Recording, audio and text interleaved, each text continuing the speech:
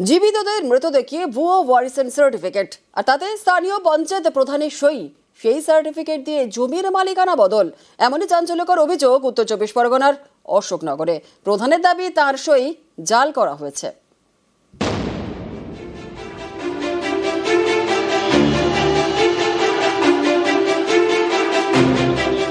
উত্তর 24 পরগনার অশোকনগর। এখানকার শ্রীকৃষ্ণপুর পঞ্চায়েত এলাকার বাসিন্দা ফতেজল বান্দা প্রায় 53 বছর আগে বাড়ির কাছে একটি কৃষি জমি কেনেন স্ত্রী রাবিয়া বিবি বান্দার নামে।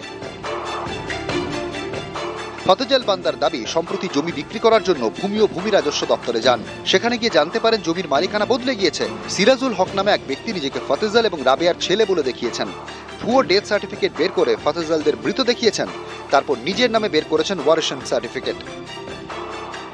মৃত আপনাদের জমি অন্য কারো নামে আছে, অন্য কেউ ওয়ারিশন সার্টিফিকেট বেরিয়ে গেছে। আপনারা কি বেঁচে আছেন না মারা গেছেন? আদৌ দেখুন, আপনারা আরো লোক তো আছে, ওরাও মারা গেছে কি জানতো।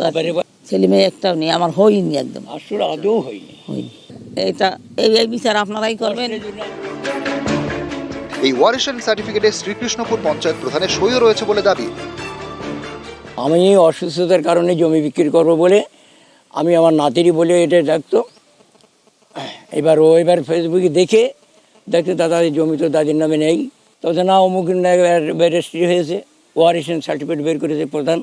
আপনারা তো মৃত হয়ে গেলেন, এখানে তো কাগজে দেখা যাচ্ছে আপনারা মারা গেছেন। কাগজে মৃত, কিন্তু আমরা তো এমনিই বেঁচে আছি এবং প্রমাণ সেটা হোক। অভিযোগটা সম্পূর্ণ মিথ্য। ওরা কেউ আমার আত্মীয়ও না। একটা ওয়ারেশন বেরিয়েছে, ওয়ারেশনটাও জাল এবং সইটাও জাল। আমার পঞ্চায়েতে এরকম কোনো নথি নেই যে ওই ওয়ারেশনটা পঞ্চায়েত থেকে ইস্যু হয়েছে। অশোকনগর থানায় লিখিত অভিযোগ জানিয়েছেন পঞ্চায়েত প্রধান। উত্তর 24 পরগনা থেকে জিয়াউল আলম, নিউজ 18 বাংলা।